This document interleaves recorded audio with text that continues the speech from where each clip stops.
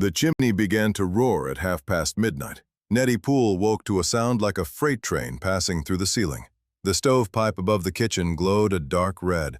Sparks lifted from the chimney into a Nebraska blizzard, fell across the roof, and vanished into the snow packed between the shingles. Her mother was asleep 10 feet away. The road to town had disappeared before sunset, and the fire trying to escape through Nettie's roof had been made from the one thing that was supposed to carry them safely to spring: corncobs. 3 months earlier, the cobs had seemed like the least valuable thing on the Poole farm. It was 1885, on the corn ground of eastern Nebraska. Nettie's husband, Amos, died near the end of harvest when his heart failed between the field and the wagon. He left a crop ready for shelling, a mortgage that did not pause for grief, and a woodpile cut for a household with 2 strong pairs of hands. Nettie had only one. Her mother, Ruth Bell, had come west the year before. She was 76 and small enough that Nettie could nearly lift her from bed, but age had settled deep in her chest. Moving her back east was impossible. Leaving the farm would mean surrendering the crop before it paid what Amos owed. For 6 weeks after the funeral, Nettie worked without making a decision. She finished the shelling, she measured the flour, she counted the split wood twice and reached the same answer both times. The pile would last until January, if winter remained gentle. Winter on the Nebraska plain had never promised gentleness. Coal could be bought from Renner's yard beside the rail siding. Nettie drove there with the last of the harvest money folded inside her glove. Renner was not a thief. The railroad charged him more, demand had risen, and every farmer in the county wanted a winter put away beneath a shed. His price was still more than Nettie could pay. She returned with one small load, and a silence Ruth understood. Behind the corn crib lay a mound of bare cobs. Thousands of them had passed through the sheller and landed where the hogs nosed among them. Most farms treated cobs as field refuse. Children tossed them at fence posts. Men used a few for kindling and forgot the rest beneath snow. Ruth had not forgotten. She had raised 5 children on Iowa corn ground before Nettie was born. In lean winters, her kitchen fire had eaten what the farm produced after the kernels were gone.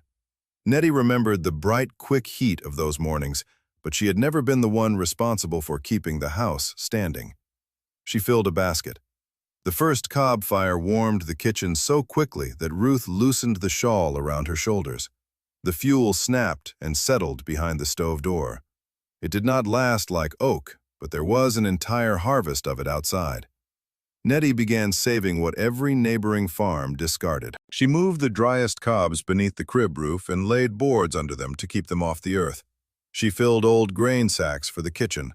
Whenever she passed a neighbor's shelling pile, she offered to haul away what they did not want. The offers amused people. Kester, who farmed across the section line, loaded her wagon himself and told his hired man that the widow had found a way to collect rubbish by the acre. At Renner's yard, someone asked whether she planned to heat the county with hog feed. No one was openly cruel. They simply enjoyed the relief of seeing another person make a choice they believed they would never have to make.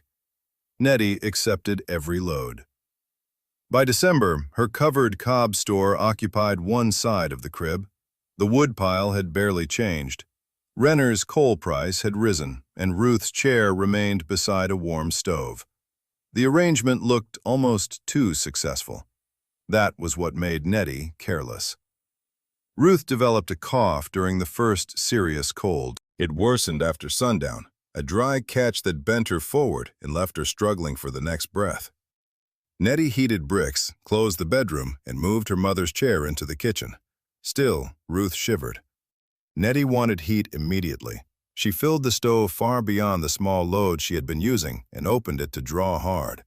The cobs answered faster than wood. Flame rushed through the packed firebox. The iron stove ticked, then rang. Heat filled the kitchen with such force that Nettie believed for several minutes that she had mastered the cold. Above them, residue inside the chimney caught. The roar woke her later. Nettie pulled Ruth from the chair and wrapped her in a quilt near the door.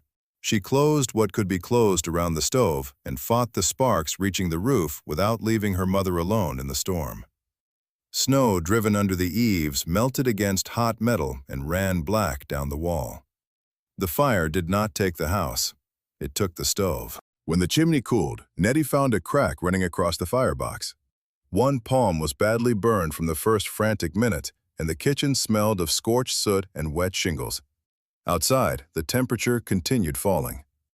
The next morning, Ruth saw the ruined stove and understood whose fear had filled it. Nettie had not made the mistake because corncobs were worthless. She had made it because they were powerful, and she had demanded all their heat at once. That distinction mattered. For 3 days, the Poole kitchen lived at the edge of freezing. Nettie wrapped Ruth in quilts and moved the bed behind a hanging blanket to hold what little warmth remained. She worked on the cracked stove with one usable hand, using the repair methods remembered from farm kitchens where replacement iron was weeks away. The repair was temporary and uncertain. When the first small fire held without widening the crack, Nettie sat on the floor and cried from relief where Ruth could not see her face. Afterward, the cob basket became their clock. Nettie kept only a modest amount beside the stove. Ruth marked each refill with a pencil line on the wall. The fuel passed through the kitchen steadily instead of in hungry bursts. The repaired iron held. Ruth's cough eased, though it never disappeared completely. News of the chimney fire traveled farther than news of the warm kitchen. Kester repeated it at the feed store as proof that burning cobs was widow's foolishness. Renner heard customers use it to justify buying another sack of coal. Even people who had given Nettie their refuse began treating the fire as the inevitable end of her experiment. Nettie did not argue. For one evening, she nearly surrendered anyway. She took Amos's mortgage papers from the cupboard and calculated what remained after the harvest payment. Selling the farm would clear most of it. Renner had mentioned a widow in town who needed help with laundry, and there would be a doctor closer to Ruth. The thought carried a warmth of its own. No fields, no crib roof, no stove that could crack in the night. Ruth watched her fold the papers and place them beside the lamp. Then the old woman rose, crossed the kitchen slowly, and added one pencil mark to the wall. It recorded another day carried by the repaired stove. She returned to her chair without asking what Nettie intended. The mark changed the calculation. Leaving would not undo Amos's death or make Ruth young. It would only trade a farm full of corn for a rented room dependent on the same coal everyone else was chasing. Nettie put the mortgage papers back in the cupboard. The first January blizzard stalled the coal train east of the county. Renner rationed what remained. Kester bought enough for a week and began cutting fence rails. Another family dismantled a smokehouse. The school closed when the teacher could no longer heat one room. At the Poole farm, the pencil marks continued down the kitchen wall. Ruth watched them approach the floor while the Cobs store in the crib remained deep. The same fuel that had nearly burned the house was now carrying them through weather that defeated more respectable supplies. The county discovered this slowly. Kester's hired man came first, not to ask for warmth, but to return a borrowed wrench. He stood in the kitchen longer than the errand required and watched Ruth shell peas beside the repaired stove. On his way home, he passed the covered cob store and saw how little of it winter had consumed. 2 days later, smoke rose again from the Kester chimney after a night of darkness. Then the school reopened with baskets collected from 3 farms. Renner placed a hand-painted notice at his yard stating that his remaining coal was reserved for the doctor, the depot, and families without farms. It was not generosity alone. There was simply no longer enough coal to pretend everyone could depend on it. The cold exposed each household differently. The Hales had wood, but lost their chimney to a shifting roof. The schoolmaster had a sound stove and nothing left to feed it. A railroad widow in town had money for coal, but no team could reach Renner's yard through the drift. Need moved from house to house without respecting thrift, pride, or preparation. Nettie began to understand that her crib was not merely a private reserve against winter. It was one working part of a county whose other parts were failing. The real test came when a second storm buried the road and Kester arrived at the Poole farm pulling a hand sled. His youngest daughter lay on it beneath blankets, feverish after a night in a cold bedroom. Nettie brought the child inside.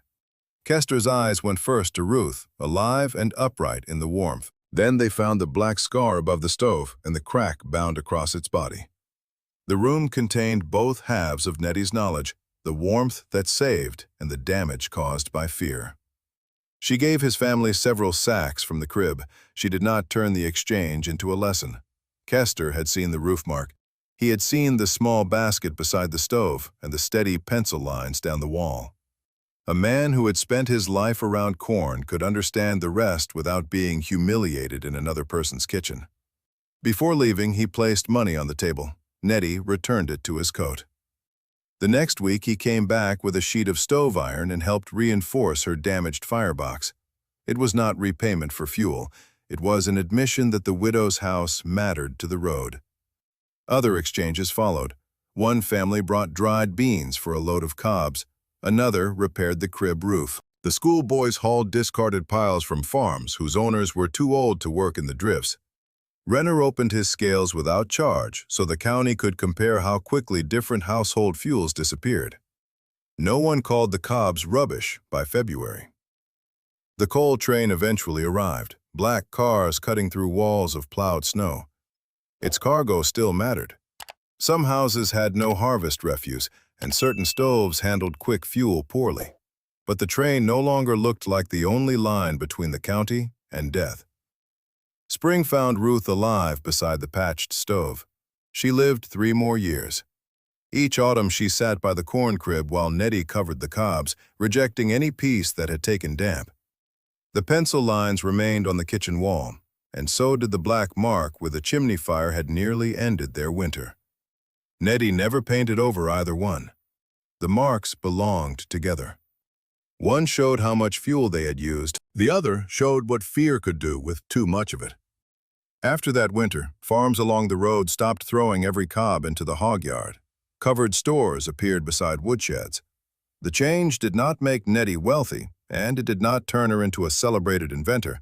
It simply meant that a useful part of the harvest was no longer mistaken for waste. That was enough. If your family ever saved something others threw away and later proved its worth, share the memory below. Subscribe for more frontier stories about overlooked people, practical knowledge, and the winters that revealed both.